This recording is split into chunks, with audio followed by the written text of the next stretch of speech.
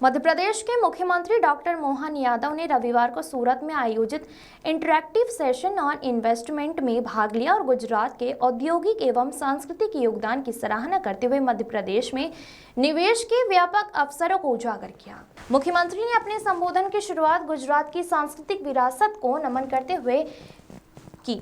उन्होंने कहा, यहाँ केवल 300 वर्षों का नहीं बल्कि भगवान श्री कृष्ण से जुड़ी हुई सनातन परंपरा का गौरवशाली इतिहास है। उन्होंने कहा कि द्वारका जैसे आदर्श राज्य की कल्पना और निर्माण भगवान श्री कृष्ण द्वारा यहीं से हुआ और गुजरात के बिना भारत का पूर्ण उत्थान संभव नहीं है।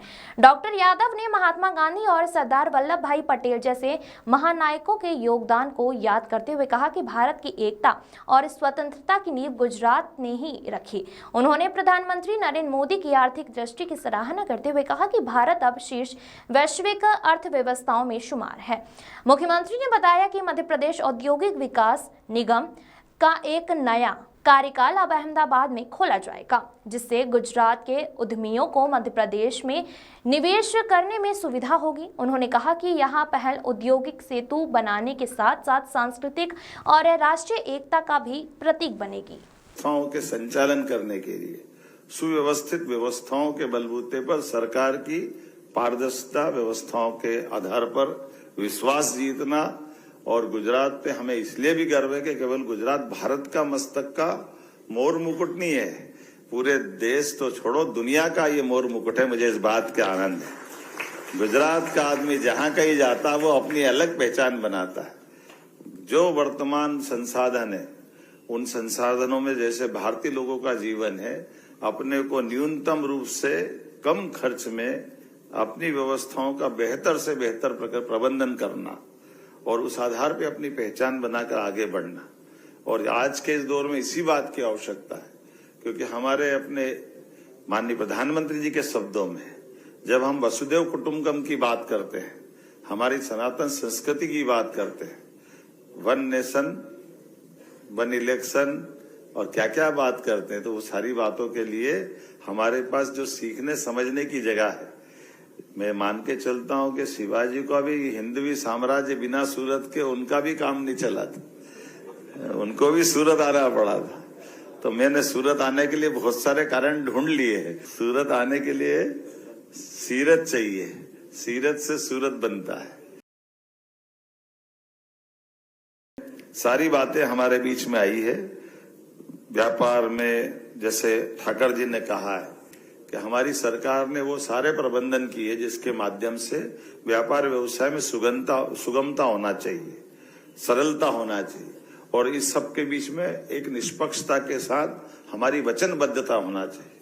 हम कोई कमिटमेंट करें उन व्यवस्थाओं के लिए उसकी सरलीकृत एक व्यवस्था बनना चाहिए। माननीय मोदी जी ने डीबीटी सिखाई, गरीब आदमी का पैसा उस तक जाना चाहिए।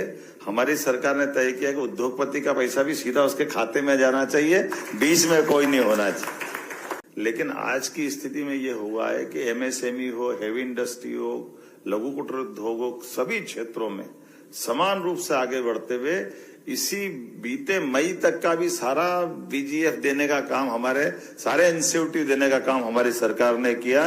किसी पे कोई बकाया नहीं रखा है। जो कमिटमेंट किया वो हमको करना चाहिए और केवल 2 साल का नहीं, आपका 5 साल का, 7 साल का, 8 साल का, कितना भी पुराना क्यों ना हो। और जमीन तो ऐसे देते जैसे राघवेंद्र सिंह जी ने कहा कि आप अभी मांगो तो अभी देके जाएंगे, बाद में दूसरा काम करेंगे।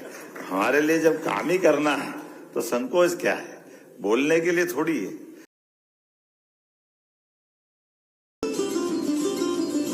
लोग समझते हैं कि गुजरे हुए कल को गुजरा बोला जाए, लेकिन स्वर्णिम अध्याय लिखते हुए गुजरता हुआ पल जाए तो गुजरात आना पड़ेगा, ये और कहीं नहीं जा सकते।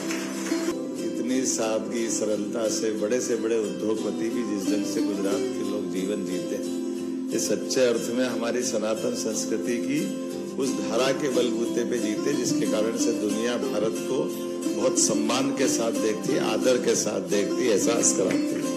आज के इस अवसर पर मध्य प्रदेश सरकार की ओर से मैं सभी स्वनाम धन्य अपने अपने क्षेत्र की सिद्धस्त उद्योगपति, बड़ी उद्यमीशीलता की आपकी सबकी पहचान है, आप सबको नमस्कार करता हूँ, आपको बधाई देता हूँ और आपका अभिनंदन करता हूँ मध्य प्रदेश की सरकार की ओर से।